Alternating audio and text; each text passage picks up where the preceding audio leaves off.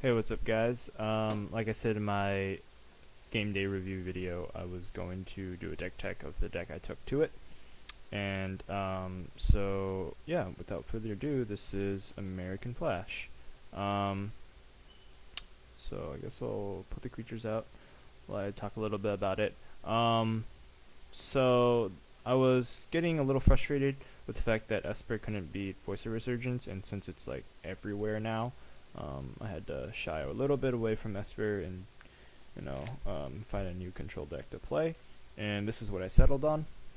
My friend actually gave me this list a week prior, and I was able to tweak it before game day. So these are the creatures: 3 Augur Bolas, 3 Snapcasters, 3 Restoration Angels, 2 Aetherlings. Um, the If you don't know these creatures already, I guess I'll just do a brief description. Augur Bolas is a 2-drop 1/3 that's easy, early defense, and replaces himself in terms of cards in your hand. Most of the time, the deck runs 25 spells, so about half the deck are targets for Augur Bolas, and literally the only non-spells in this deck are these creatures. And 3 Snapcaster mages serve as ambush vipers, or most cases they are super versatile in that they are basically another copy of any spell in your graveyard. So don't really have to talk about the merits of either. Restoration Angel obviously has synergy with the Augur and the Snapcaster Mage, and it serves as some form of pressure against your opponent. 3 damage a turn.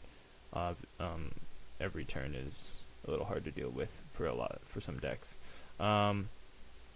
And oftentimes, if you don't get, most of the times you're getting value by blinking these guys, but there are some times that you're just gonna flash in to block, like say a Hellrider, or you just want to put some pressure on the board, say against like control or something.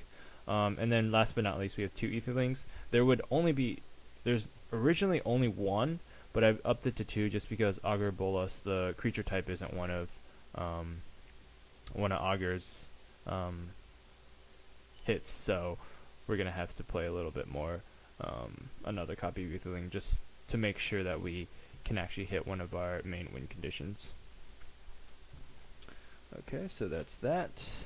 We will go straight to counterspells. The deck runs 5 counterspells, 3 syncopates and 2 dissipates.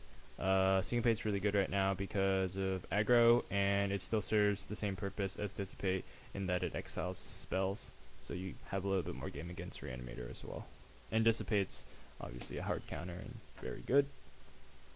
Next we've got the Burn Suite, 2 Pillar Flame, 2 Searing Spears, 2 Turn and Burns, and 1 War Leader's Helix. Okay, so I'm gonna slow down and talk a little bit about this Burn Suite. The 2 Pillar Flames are there to mainly because of voice and early mana dorks, but I used to run 3. It's not as good as say a second Turn and Burn, which is what I actually cut it for. Because other than like Voice of Resurgence, it is a sorcery speed removal. It is 1 mana, but it is a sorcery speed removal, and other than Voice of Resurgence, it doesn't really do too much. Whereas Searing Spear can hit like Hellriders instant speed, and it can oftentimes just, like Pillar is the same as Searing Spear just because this is instant, and haste creatures are somewhat problematic. And then next we've got 2 Turn and Burns. This card is really good. If you guys haven't played with it, I definitely suggest you go like sieve up some of these and try it out, because it's literally just a removal spell in red, like a hard removal spell in red, and really grateful for it. Oftentimes you're just going to be casting it for 2 mana, the burn part of it, against like aggro decks, but against bigger decks like Obsidian or Thragtusk that you can't normally deal with, Turn and Burn serves that purpose really well, for the turn and the burn. And then last but not least, we have 1 mana or one War Leader's Helix just because it's a 4 mana burn spell. It does gain you life, but oftentimes you're in a sticky situation already if you don't cast a burn spell by turn 4. So we've got that. Next we've got 4 Azorius Charms. Really, it's a staple in any control deck right now. Any blue-white-red or blue-white deck right now. Third ability is the most relevant, second ability is semi-relevant, and the first ability is the least relevant, although you're running more creatures than an Esper, so the first ability is a little bit more relevant than an Esper, where it was completely like not irrelevant. There is a trade-off though, because Esper had the ability to like put a creature on top and then mill them, so you know, it gets rid of the creature forever. This deck does not have that, so you're basically just like time walking your opponent for a turn. Next we've got 2 Supreme Verdicts, just for those sticky situations where the field gets overwhelmed and you need a reset. This is your go-to reset button. And then we have the draw suite. So we've got the 3 Think Twice, just, you know, to hit early land drops, excuse me. And yeah. And then 3 Sphinx's Revelations, because what control deck would be a control deck without Sphinx's Revelations? So we've got that. And next, we'll go into lands. There's 25 lands. You're running all of the shocks. So 4 Hallowed Fountain, 4 Steam Vents, and 4 Sacred Foundries. Okay. You're running 4 Glacial Fortress, 4 Sulphur Falls, and 3 Clifftop Retreats. You're not running the 4th Clifftop because the Boros lands are are the worst lands in this deck, really, because they don't produce blue. The only reason why you're running 4 Sacred Foundries is because you want to be able to hit like a turn 1 pillar if you have to.